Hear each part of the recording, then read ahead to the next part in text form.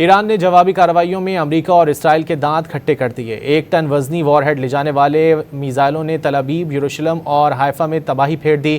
حملوں کی 33ویں لہر میں سیٹلائٹ کمیونیکیشن سینٹر اڑا دیا گیا۔ ایرانی ڈرون نے بحرین میں امریکی فوجیوں اور سفارتکاروں کے ہوٹل کو نشانہ بنا ڈالا۔ ایران نے بغداد ایئرپورٹ کے قریب امریکی لاجسٹک سپورٹ کیمپ اور عراقی کردستان میں اماراتی قونصلیٹ کو بھی نشانہ بنایا۔ عراقی شہر اربیل اور شامی سرحد پر اپوزیشن گروپس پر بھی ڈرونز داغ دیے گئے۔ ٹرمپ کے ایران جنگ تقریباً ختم ہونے کے دعوے کے بعد ایران نے جوابی کارروائیوں کا منہ توڑ سلسلہ نہ روکا۔ اسرائیل پر 1 ٹن وزنی وار ہیڈز لے جانے والے میزائلوں کی برسات کر دی گئی۔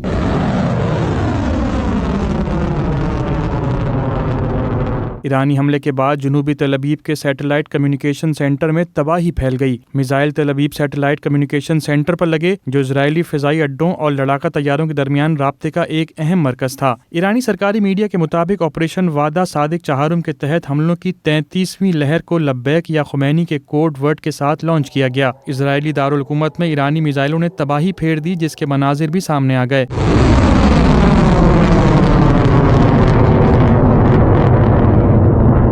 یروشلم اور حیفا کی فضاؤں میں بھی ایرانی میزائلوں کی جھڑی دیکھی گئی۔ عرب میڈیا الجزیرہ کے مطابق اسرائیلی دارالحکومت میں ایرانی میزائل سے 2 اموات ہوئیں۔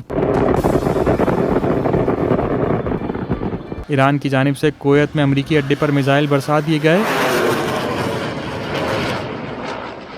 ایرانی ڈرون نے بحرین میں امریکی فوجیوں اور سفارتکاروں کے ہوٹل کو نشانہ بنا ڈالا۔ بحرینی وزارت داخلہ کے مطابق منامہ میں رہائشی عمارت پر ایرانی حملے میں 1 شخص جان سے گیا اور دیگر زخمی ہوئے۔ امریکی میزائل بحرین میں رہائشی علاقے پر جا گرنے سے متعدد شہری زخمی ہو گئے۔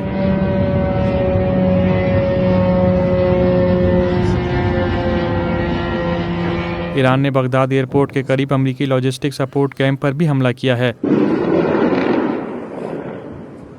عراقی کردستان میں اماراتی قونصلیٹ کو بھی نشانہ بنایا گیا۔ ایرانی فورسز نے عراقی شہر اربل میں ایک بار پھر ڈرون حملے کر کے اپوزیشن گروپ کو نشانہ بنایا ہے۔ ایران کی جانب سے شامی سرحد پر اپوزیشن فورس کو نشانہ بنایا گیا ہے، جس سے 4 افراد زخمی ہونے کی اطلاعات ہیں۔ سعودی عرب میں بھی امریکی فوجی اڈے کے قریب دھماکوں کی آوازیں سنائی دیں۔